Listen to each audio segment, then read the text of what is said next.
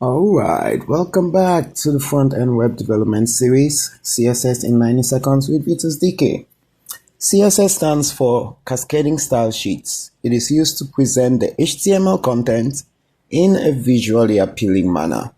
It focuses on rules that add style to the skeleton or the body of the HTML. CSS can be added to HTML either inside the line or internally within the head element, or preferably externally through a linked file.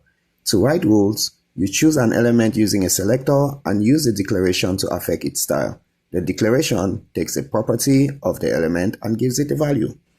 These CSS rules come from many places, forming a cascade with specific orders, and they are passed down by inheritance from the HTML hierarchy.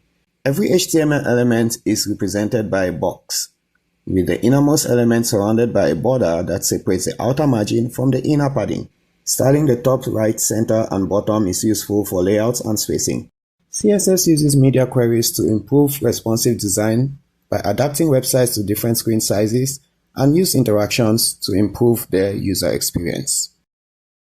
Take advantage of CSS resources out there like CSS Garden, specifications, and references. Thank you for watching this video. Kindly like and share with others. Don't forget to subscribe to my channel for more videos. This is Vitus DK. You already know.